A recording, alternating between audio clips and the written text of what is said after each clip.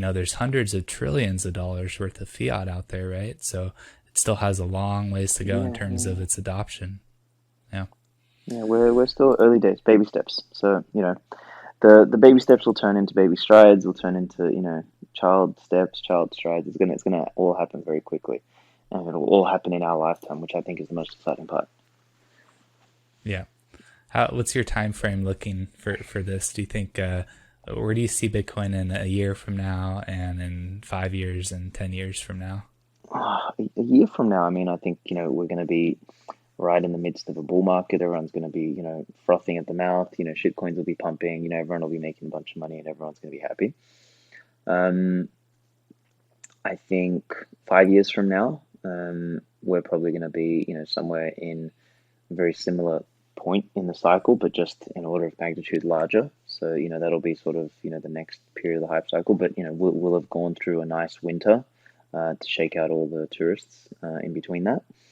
I think in 10 years' time, we're talking about multi-million dollar Bitcoin in terms of relative purchasing power, and we're in a very, very, very, very different world by that point. Like much of the fiat infrastructure will be broken, damaged, irreparable. There'll be a whole lot of dystopian bullshit going on. Like particularly like in the 5 years, we're going to be right in the middle of that shit, and I think it'll be right in the worst of times. But that's sort of where I believe the real inflection point for Bitcoin will happen, because the pain of the draconian measures, and I think people having lost their businesses, starvation, supply chains broken, all this sort of stuff will freak the fuck out of people, and they'll all piss off into Bitcoin. You'll see asset liquidations across the board, across all sorts of things, all trying to buy and get into Bitcoin whilst they still can, and that's gonna be what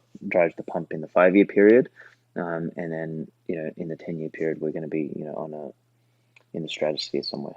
So sort of like Do you think the price of Bitcoin will stabilize over time as more people convert yeah. over from fiat to Bitcoin? Yeah, of course. I mean that's going to be a natural phenomenon. Like Bitcoin Yeah. moving, $10,000 today is like what is that, a 16% move, but Bitcoin moving $10,000 when it's $1 million is a 0.1% move. So that'll dampen over time the percentage move, and that's fine. That's the natural function of uh, something that is growing in liquidity.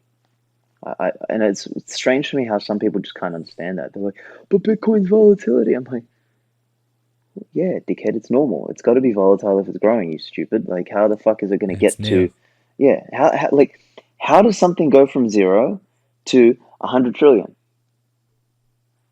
Like, how else? It's Yeah. it's got to fucking grow. Like, it's got to be volatile. And what do you think it happens in a straight line? Like, people, the volatility argument is just so like incredibly dumb. Like honestly, you gotta have like fucking less than six brain cells to be able to like put that one forward. It's so stupid.